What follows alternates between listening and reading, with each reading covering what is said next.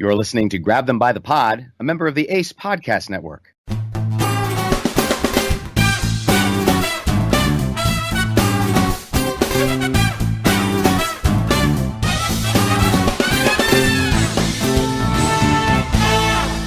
thank you for tuning in to the 20th episode of Grab Them by the Pod. I'm your host, Kevin, along with your host, Jesse. And what an exciting week in Washington it was. You know, it wasn't just an exciting week in Washington. It's an exciting week here in Connecticut. I just came back from our local town budget meeting today. The meeting took about 5 minutes, but we passed the budget, but it's because the state can't get off their butt and pass their budget, which is causing the trouble. So, you know, it's there's dysfunction at all levels, whether it's federal, state, or local. Is that what is meant by trickle-down economics? I don't even want to talk about it. It'll just make me angry.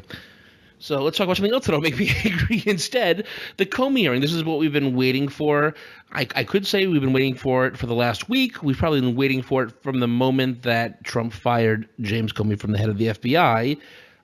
First of all, let's start off with his opening statement.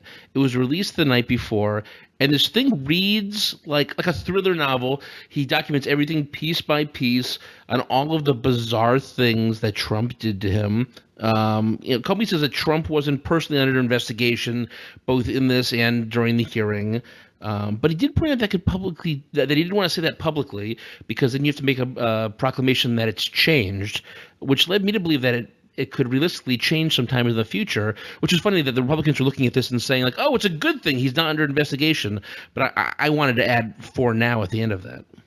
Well, it seems that all along, James Comey kind of had a feeling that the president would or might be at some point under investigation. I mean, he began to take notes very shortly after the president was sworn in as he started to have meetings with him because he felt uncomfortable by the entire situation of what Trump seemed to be expecting of him. So he kind of had this inkling that he should be documenting these things because at some point there might need to be an investigation. To quote James Comey on why he wrote these memos, he said, "I was honestly concerned that he," meaning President Trump, "might lie about the nature of our meetings, so I thought it best to document." So he's basically saying, I was worried this dude was going to tell flat-out lies, so I'm getting this down immediately. And, you know, we've come to expect that, I guess, with this administration in the last few months. But that's an insane thing to say, that the guy who was running the FBI had to write down what happened in a meeting because he was afraid the president was going to completely lie to the American people. That's nuts. Well, in normal circumstances, we would consider James Comey a little bit paranoid, but these are not normal circumstances.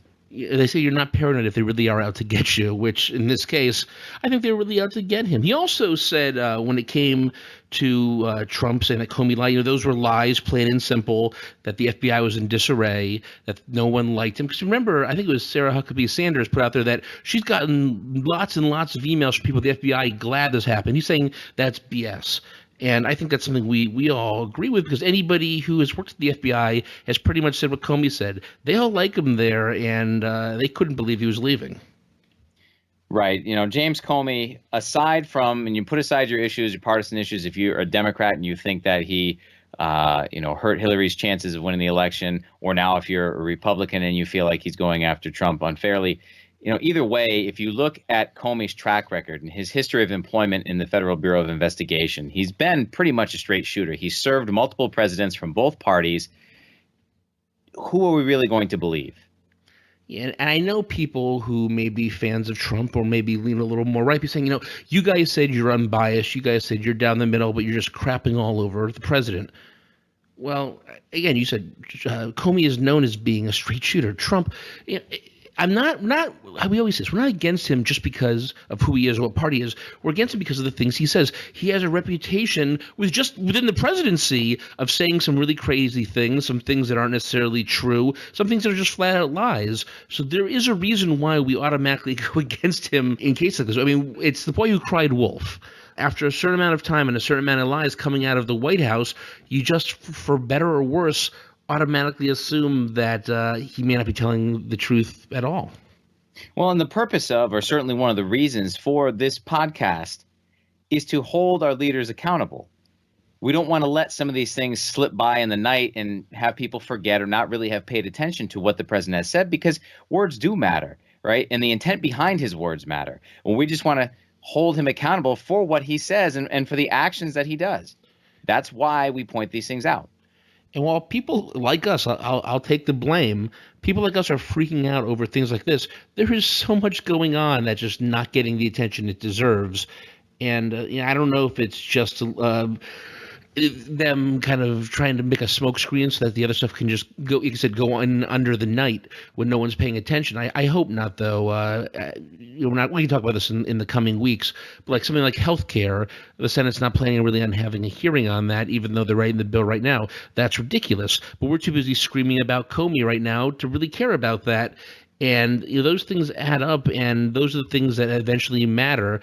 But it's a sensational news that drives everybody crazy, us included. It certainly seems in these first months of the Trump presidency that this is his modus operandi. It's to throw a smokescreen so that the real important issues can be quickly slipped under the rug and passed through in the night while we're caught up in these other controversies. It's something that I think we have to work on, but it makes good content for the podcast. I won't lie. Oh, it certainly does.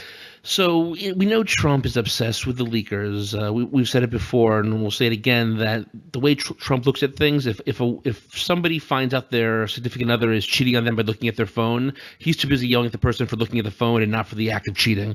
Comey said he gave the memos that went out to a good friend of his who's a professor at Columbia Law to pass it along to a reporter.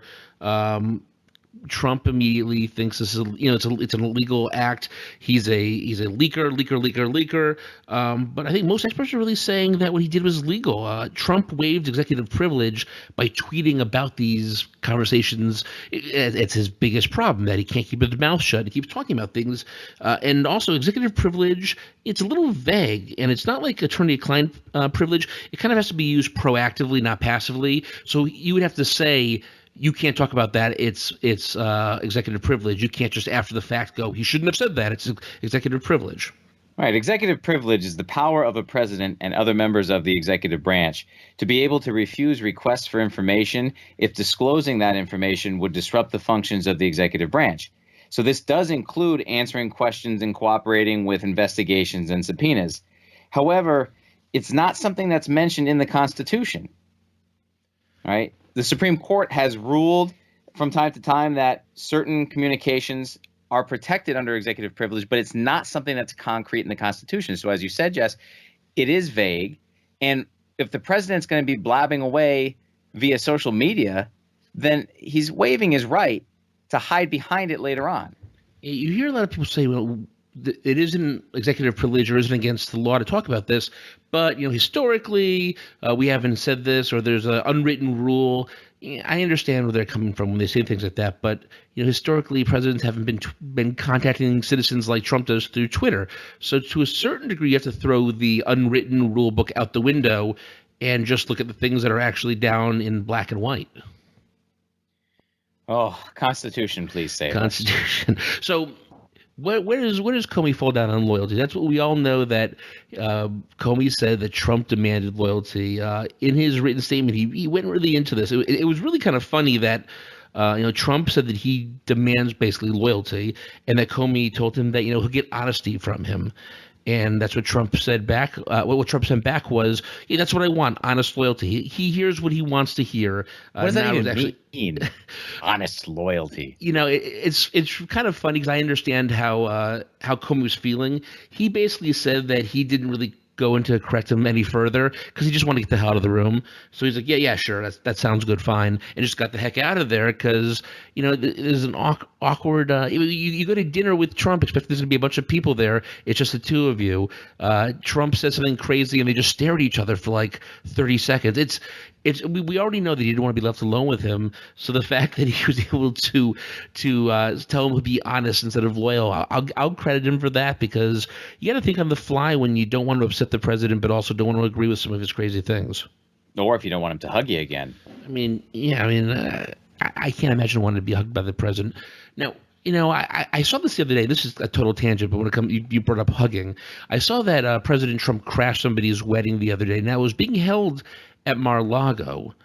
So do you think if you stay at Mar-a-Lago or you have a wedding at Mar-a-Lago, do you automatically like the president, or are you just doing it for the venue? Because I can imagine if I was getting married and the president showed up, I would be like, get the hell out of here. I think. Was it at Mar-a-Lago? I thought it was in New Jersey. Oh, maybe one of his resorts. Oh, maybe it was just a Trump. It was at a Trump hotel, Trump golf course resort. But still, it's I guess if you already had this all planned up, I mean, you're the one that's married, not me. Do you plan weddings more than a year out? How does that work? It depends. Some people are more spontaneous and they get married, a few weeks after getting engaged. Other people, my wife and I, we planned it out for a year and a half. So if you had begun planning it before Trump was a true consideration for president, well, then maybe it doesn't have anything to do with your political leanings.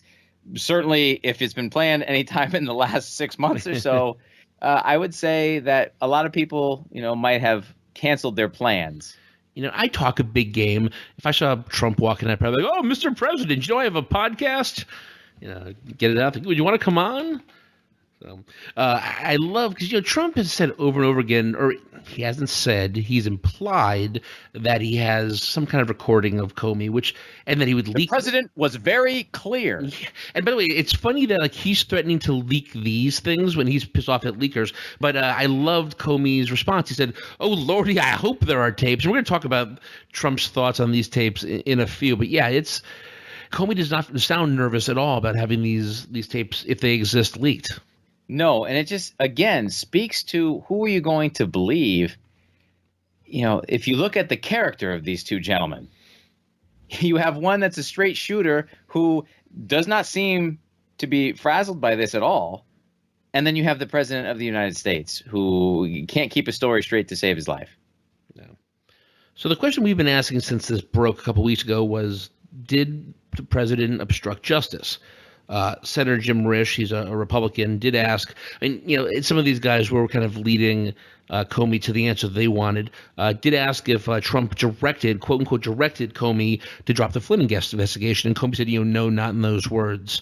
To me, it implied like a Godfather type thing, like I'm gonna make him an offer he can't refuse. Like if you're sitting in the White House with the president alone, they just told your actual boss to leave, and he leans into you and goes, "Hey Kevin, I'd really appreciate if you could do this for me. It'd be a big favor."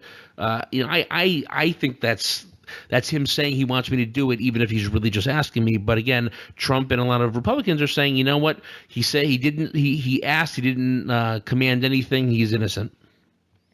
Right. And that's why we have issues at every level of employment with like a conflict of interest.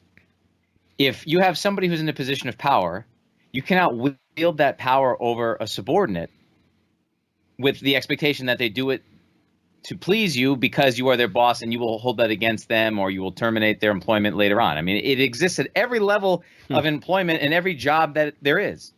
But why aren't we holding that accountable here at the presidency? Because if the president does it, it's not illegal, right? That's at least some of them think. Trump's lawyer, Trump himself, Ivanka, the sons, all their surrogates are coming out saying Trump has been vindicated. He's innocent. It's just ended. It's all good. Comey's the real thief. He's the real leaker. He's the one that's doing the illegal act.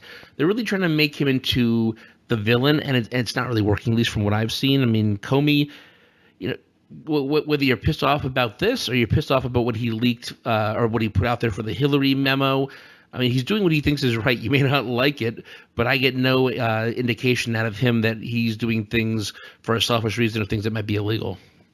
No, and now that he has done this also with the Trump investigation, it kind of further proves that what he was saying last summer or last fall about Hillary, that he was trying to do what was right.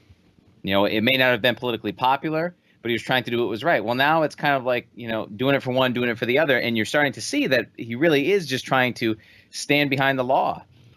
Speaking of what he did with Hillary, good job, Bill. He basically said that he had to release the memo on that because of the Bill and Loretta Lynch thing when they were on the plane and talking to each other on the tarmac. Oh, Bill, I generally like Bill Clinton, at least as a president, but, if you're not cheating on her, you're screwing her over and making her so she can't be president. But the interesting thing came out about Loretta Lynch, and, she is a Democrat, so we're hitting both sides here, at least I am. Comey came out and said that Lynch told him not to call the I guess I'd say investigation into Clinton, an investigation, but call it a matter instead. He didn't necessarily agree with it, but he just went along with it eventually. To me, that wasn't a good look for Loretta Lynch. I know they're trying to find a scapegoat outside of Trump, but I think, I can agree that it should have been called an investigation. Right. If it's good for the goose, it's good for the gander. If they were investigating whether or not the use of a private email server was anywhere outside of the law and what role she played in that, it is an investigation. We have to be fair. We have to be unbiased and call it like it is. And so I think that's what we do here. But, I have to wonder, during the whole campaign, Bill kind of looked a little out of it. He's starting to show his age. Lost a lot of weight. The miles. He lost a lot of weight, and, it looked like he was half asleep, and he was chewing his tongue, and I don't know. He just didn't look good. So maybe he's lost a step. He's not quite as sharp as he used to be. Yeah, it's probably especially hard for a guy like him when you're Slick Willie, who the ladies love, and you can talk yourself out of everything. When suddenly age really starts kicking your butt, which happens to everybody, it might be especially hard on him. Maybe he's not pulling the girls' numbers from the audience or the interns quite as much as he used to be. Tell me about it. I'm feeling my age. I had to get glasses today. Oh, I want to see them when this is all said and done. I want to see how Kevin looks like with it. Now, you get like horn rim glasses? You get like the Harry Potter type? What'd you get? No, I got some pretty, I don't know what exactly you call them. They're wire rim. They're not too, they won't stand Spectacles. Out too much on my face. But, at 35 years without glasses of any kind, it was kind of feeling a little down. I want you to be the first person to really rock the double monocle. I don't know why you wouldn't get glasses instead, but I think having two monocles instead of one pair of glasses would be kind of cool. Well, we'll start with these and see how it goes. All right. So that was all on Thursday. Right? Yeah, come Thursday. Come Friday, Trump had a response. He was actually meeting with the Romanian president, Klaus Iohannis, which if you saw me, I was at my grandparents' house, and my parents were there, and my dad thought I was an insane person. For some reason, I felt to the need to respond or to repeat everything that the Romanian president said in my best Romanian accent. I don't think it was really that great, but it probably came off like I was talking to myself. But anyways, while he was talking or having his press conference with Iohannis, he, of course, was asked about Comey. And the president flat out said Comey was lying, which means he's basically accusing him of perjury. That's insane. He said Comey was lying when he was under oath. I mean, these are the things that are going to come back and bite him in the butt, I think, eventually, these crazy statements. Or maybe it's not, if it turns out he's telling the truth, I guess it's not crazy. But in my view, I think it's kind of a crazy thing to say. Certainly is. And, if he's not telling the truth, but then again, when have we ever suspected the president of telling the truth? I just don't know what to make of all of this. This is really like out of some sort of bad movie. Well, his response was so Trumpian, I didn't say that. But if I had said it, everyone agrees it would have been fine. But I didn't say that. Yeah, okay. That sounds like something I can really, really trust. He also denied asking for a pledge of loyalty, which, again, that seems like a very Trumpian thing to do. That's why I believe it when I hear those stories. It seems like something I could agree. And the kicker was he actually agreed. Well, he agreed. See, it would never actually happen. He said he would 100% testify under oath about that stuff to Mueller. Because that seemed like a good idea. But if I don't, I guess they can't compel him to do it, so it's easy for them to say it and then come up with an excuse why he won't do it. But I mean, is this where the perjury actually happens when he goes under oath to special prosecutor, special counsel Mueller, and says this, and then they prove otherwise? Well, then one would imagine that would be the case, and it's not like he hasn't been known to, perjure himself in the past. I mean, the percentage of falsehoods and half-truths and misstatements that he's already made that have been proven by fact is out of this world. So. Oh man, this really is. This is like a book. Yeah. A bad book, but hopefully it has a good ending. We can wait and see. So he takes the first question from the Washington Times, which is not the Washington Post. Then they go to some Romanian outlets, and then eventually he comes around and says, you know what? He always looks to the president. He's done this before when other heads of state have come. Should I call on someone from the mainstream media? They've been so mean to me, so bad to me. Let's ask them, even though they lie, fake news. And he calls on Jonathan Karl from ABC, and then he goes into a whole tirade about how he won the Electoral College, and it's very difficult for a Republican to win the Electoral College. You got to win up the East Coast. The same old talking points he always does. Backing himself up or pumping himself up. It's ridiculous. Anyways. Jonathan Carl asked him about the Comey tapes that we referenced earlier and that Trump always alludes to. And he told me, I'll tell you about that maybe sometime in the near future. You're going to be very disappointed when you hear the answer. Don't worry. But sometime in the near future, which no one understands what the hell that means. What's the near future? Why is he not telling us now? Is this all BS? What's going on? Even Republicans are calling, if you have tapes, get them out. Give them to us. We want to move this investigation forward. It's so stupid. Well, for some historical reference, as I've been known to do on the show here, it's important to bring us back about 45 years in time. Between February of 1971 and July of 1973, according to NixonTapes.org, President Richard Nixon secretly recorded 3,700 hours of phone calls and meetings within the executive offices.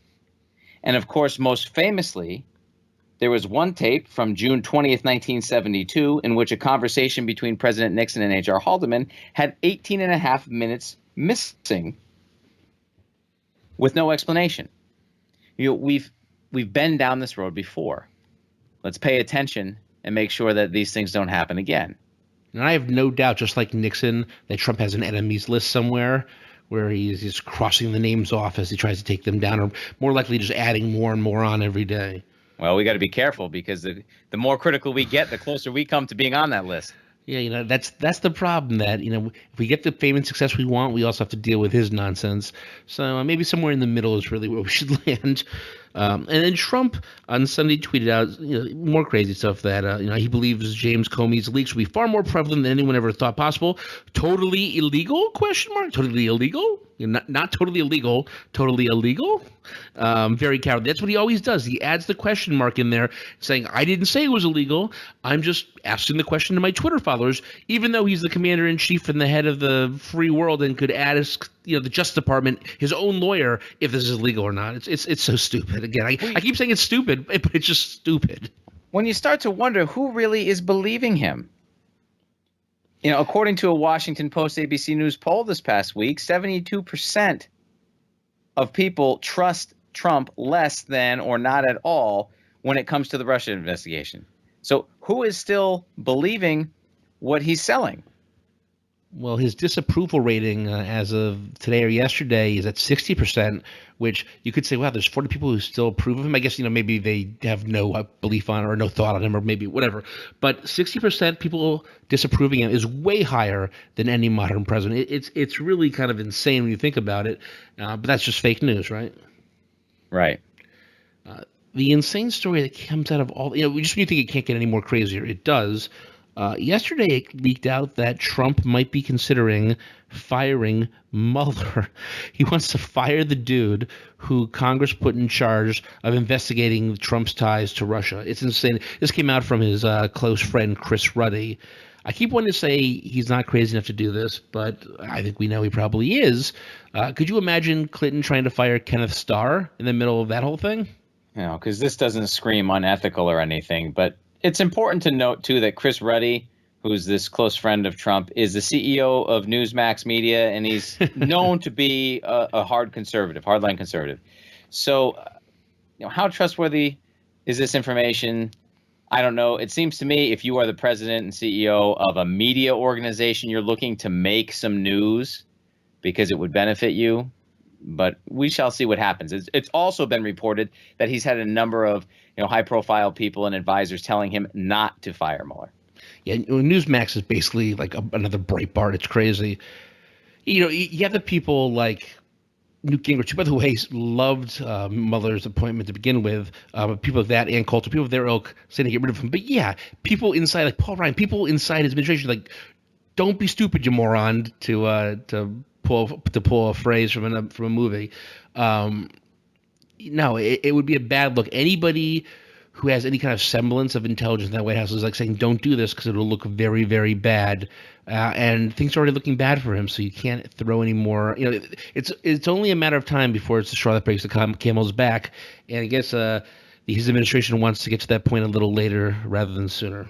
The question is who's willing to stand up to him, and then also who's he going to listen to? Well, who's not willing to stand up to him? His cabinet And you know who he's going to listen to? His cabinet when they say the things he wants to hear. He had the most insane cabinet meeting yesterday. I heard about it before I saw it, and I thought it couldn't be this crazy. So, first of all, he says at this meeting that never has there been a president, with a few exceptions, who's passed more legislation, who's done more than things that I have. First of all, he hasn't passed a lot of legislation. He signed a lot of executive orders, and EOs aren't legislation. Health care hasn't passed.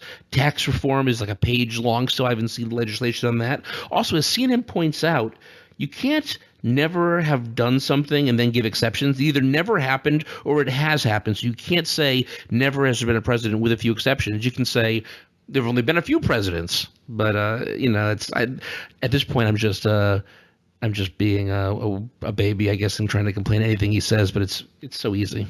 Well, I'll say this: never has there ever been a president who needed his ego stroked Yes. as much as this one. I feel like this could be a new drinking game, like the ones we used to play back in college. Never have I ever had a president who's been crazy. Drink. No. So after this all happens, okay, so that's not the crazy part, by the way. That's just me laughing at Trump's own, inane attitude. So after this all happens, he goes person by person, cabinet member by cabinet member, and has them introduce themselves, give their position, and then they basically kiss Trump's butt. And when I say kiss, like this has been a blessing working for you and getting your agenda by, I want to marry you. Okay, maybe I'm pushing that a little too far. That's basically it. I mean, Trump is the best. Trump is a leader. I love Trump. Trump. That's basically what these people are saying. It's basically like they all had to kiss the ring, and I can't believe more of this. The ambassador of Qatar actually just resigned because he couldn't take what Trump was saying. I can't believe more of these people aren't doing that. I mean, is being Secretary of the Interior more important to you than giving up, everything that makes you, and kissing his butt like this? Really, it calls it into question. And you kind of mentioned this a little bit. Reince Priebus, right? His quote, I wanted to quote him directly. "We thank you for the opportunity and the blessing to serve your agenda." Wow. Yeah. And I mean, we're going to talk about in a little bit that his butt might be out the door pretty soon. And it sounds like somebody who's trying to stick around because, they know the way to make Trump happy is to kiss his butt, is to tell him how great he is, how terrific he is. It's the kind of thing like, I used to do this to my old bosses all the time. I would be like, oh, Virginia, you're the best boss ever. And they're like, oh, Jesse, stop it. It's such, they like it, but they obviously I'm BSing them. With Trump, he'd be like, I am, aren't I? And give you a promotion or something. Right. Well, did you see your boy Chuck Schumer? He parodied Trump.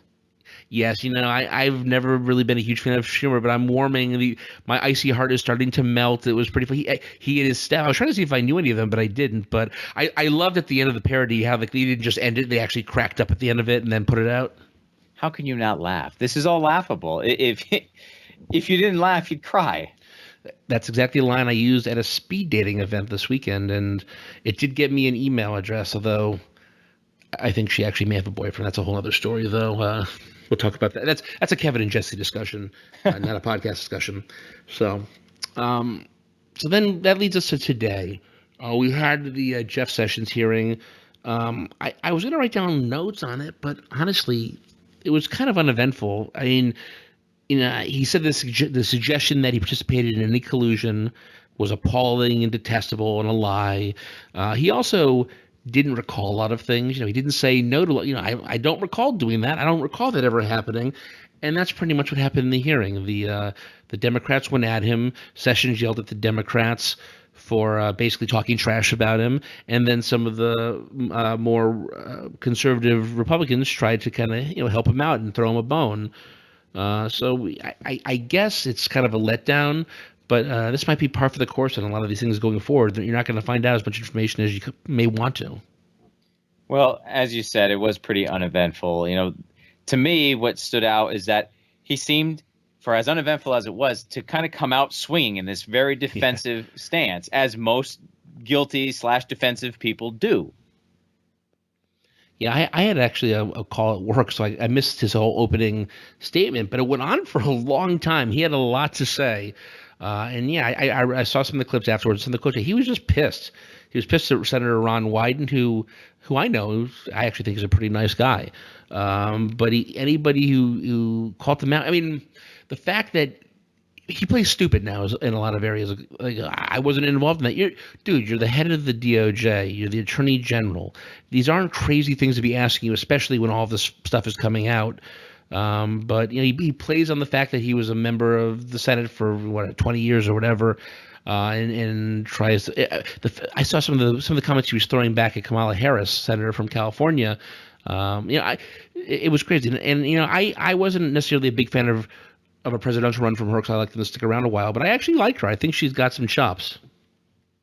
She's certainly making a bit of a name for herself in these hearings. So, hey, in 2020, we'll take all comers. Somebody that's got the potential hopefully rises to the top. Hey, yeah, only another year or so until some of these people start coming out of the woodwork, maybe even less. So we'll have to keep our eyes on that. All right, so that's a lot of the big stuff that's happened over the last week, but there's more. More on the Trump ban. So we mentioned a couple of weeks ago, I think it was actually last episode, that he wouldn't stop tweeting about the Trump ban, or the travel ban. It was going on and on about how, yes, it is a travel ban and we need a travel ban. So on Monday, the Ninth Circuit Court of Appeals ruled against it again, and they said that the president, in the executive order, exceeded the scope of his authority, and then they actually cited his Twitter rampages and saying how that hurt his cause, and that's what people around him have been saying to him, and he doesn't want to listen to them. It's certainly, it's surprising and not surprising that they would cite this piece of 21st century technology, but it's the new form of communication. And if he's going to go on these rants and he's going to, go behind his own advisors' backs who have been trying to dispel all this and say, no, it's not a travel ban. If he, as the president, is going to come out and use social media to say that it is, well, hey, as Sean Spicer has already said, made it clear that this is official communication when the president speaks through Twitter. How many times have we heard Sean Spicer say, the president's tweet speaks for itself? Well, and leaves it at that. He doesn't want to go into it anymore. Boom, look at his tweets on the travel ban, and yes, it speaks for itself, and that's what ended up screwing him here. His dream is to bring it to the Supreme Court. I think he thinks, all the other courts are stupid. The Supreme Court is going to pass it. I personally, at this point, can't see how the Supreme Court reverses these decisions, especially following how many different circuits and courts have knocked it down. Right. It's happened in too many places now, I think, for the Supreme Court to then overrule them. But you know what? I think you're onto something. You called it Trump Care a couple of times, or Trump ban, excuse me. Yeah. if we could call the Affordable Care Act Obamacare because it was he was the champion of it, why not call this the Trump ban? This is his idea. He wants him out. He doesn't want him coming into this country. Call it the Trump ban. You have to, when you're president, stake your claim to the pieces of legislation you want to get through there, or in this case, the executive orders you want to get through there. Like, Congress didn't pass this thing; he signed it, so it is all on him. Let's call it the Trump ban from now on. Although I think maybe other people may just be hoping that we actually mean he's going to be banned from the country, which that is a travel ban I could get behind. So.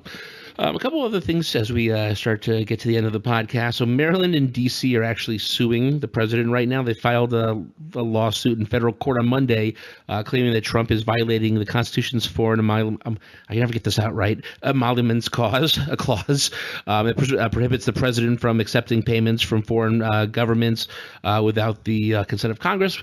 This is happening, they say, through, specifically his D.C. hotel, which used to be the old post office, which I'm kind of sad that's not the old post office anymore. The old post office. Man, we had some times in there, didn't we? We ate in the food court down there. We went in the little, what would you call it, a tower up in the air and looked out into D.C. It was wonderful. It was one of my stopping points to take a leak whenever we did the old Cobbledick Death March. Oh, yes. We used to walk all the way around the Capitol, or all around the mall. And, yeah, there were public bathrooms. There are not enough public bathrooms on the mall. I've always complained about this. Don's John's, who is the prevalent porta potty industry in DC. Come on, get some more bathrooms out there. But the other thing they're really upset about is that they're losing business. People are going to come and stay at the Trump Hotel if you're a foreign dignitary or for a foreign leader, because that's where the president, even though wink, wink, nod, nod, the president isn't involved in it. Come on. It's called the Trump Hotel. Obviously, he's involved, and obviously they're going to stay there. So they're pissed. They're going to be losing money on this. Well, the whole issue of the emoluments clause came up right after the president was inaugurated, and it was kind of a buzzword. It was in the news, and people were concerned about it. And then it's kind of fallen off the radar over the last few months because as other issues have risen and become more prevalent, that one's fallen by the wayside. But this is exactly what we can't let happen, because this is still an issue and it needs to be resolved. It needs to be figured out. And the president needs to not be benefiting from his name being on a hotel less than a mile away from the White House. No kidding. Foreign dignitaries are going to try to take advantage of this situation. And given everything we've been discussing about Russia's involvement with our election, we can't allow other nations to get a foothold in this country to try to overthrow our democratic systems. By the way, I'm very proud of the way you were able to pronounce emoluments clause. It's one of those words I can't. Emoluments, man, it's so tough for me. Well, I guess you can't be perfect, right? Everybody has their flaws. We all have our things. Yeah. Well, the most important thing that might come out of this is that we might finally see Trump's personal tax returns. It's one of the things they're looking to see. How much money is he getting from these foreign dignitaries or foreign companies? So, I'm not holding my breath. We're going to see it. I'm going to stay tuned and see what might happen next. Wouldn't that be something? Before we go any further, why don't you guys take a listen to another member of the ACE Podcast Network. Ryan and Martin were just two everyday guys until they decided to start a podcast. This is the story of the Blood and Black Rum podcast, a weekly movie series where two guys get together to discuss the film itself, ranging from action to horror to giallo, sometimes even Jeff Goldblum, and also the beer and alcohol we're drinking that week. Find Blood and Black Rum podcast on iTunes, Stitcher, or any other podcast app. And follow us on Twitter at Blood and Black Rum. And then last, before we get to Kevin's Corner, going back to our good friend Rance Priebus, you quoted what he said to Trump in the cabinet meeting earlier this week. And why is he saying things like this? Well, one, he's saying it because he's in the Trump administration and that's how they talk. But two administration officials and three outside advisors have said that President Trump has set a deadline of July 4th for a shakeup in the White House. And if something doesn't happen soon, Priebus might be out as chief of staff. And if I worked there, if I was Rance, I think, well, maybe it's not such a bad thing. Yeah, I would too. But there will be fireworks one way or another in Washington on the 4th of July of this year. Yes. Oh, and they want to bring back possibly Corey Lewandowski. Dude, that guy does not belong in the White House after all the nonsense that's gone down with him over the past 6 months. No, keep him out of the administration. Yeah, he'll punch somebody or push them if they disagree. Yes. We've heard repeatedly that Sean Spicer's out. He's still there. So who knows what to believe? I really don't know what to believe when it comes to this stuff. And it's not that this stuff isn't factual, but it's that Trump's opinion changes so quickly. He may say one thing and then an hour later change his mind. You just never know what could happen. And Sean Spicer says, whoever is saying or putting the story out there about Priebus is a liar or that they're out of the loop. And that means that Trump could have said both, because Trump is out of the loop and he is probably a liar. So, I know that wasn't Sean Spicy's intent, but, the shoe fits. Well, again, I've said it before on the show, and I'll say it again. I believe that Spicy's been speaking in code, that he's been trying to clue us into the truth and give us some fair warning of what the president's about to do, and that, maybe this is just an example of that. I think if you take the first letter of every word that he says in his daily briefings and then put them together, it's a help me note. Get me out of here. Call the police. All right, what do you got for us for Kevin's Corner? Well, Jesse, the last 2 weeks have brought up President Trump's obsession with loyalty. Throughout his professional life, he's demanded loyalty from his associates, friends, employees, without giving them much in return. The cabinet meeting, with its seemingly sycophantical advisors lavishing the president with adulation, is rather disturbing, given the actions of the 45th president. When the president is not loyal to the American people by showing disdain for the Constitution and rule of law, it is necessary for those in advisory positions to rein him in and keep him grounded. We, as a people, need someone in the executive branch that will stand up to the president, regardless of the personal cost it might result in. If one willing volunteer would stand up in defense of what is right and what is just, democracy would thank them tenfold. Well, Kevin, I would never demand loyalty from our listeners, but I hope they stick around. I hope you guys can go to our website at grabthembythepod.com and subscribe to us, because we don't want someone who has to be here. We want someone who wants to be here. And we know you guys want to be here because you guys are awesome and great fans. We love you. We love you. And Kevin, I love you too. And I love you. I love well, I would not love everybody. If you listen to this podcast, you know I don't love everybody. But yeah, go to our website, subscribe, go to our Patreon account, maybe subscribe there too, or the heck not. And we'll see you next time. Thanks so much, Kev. Later.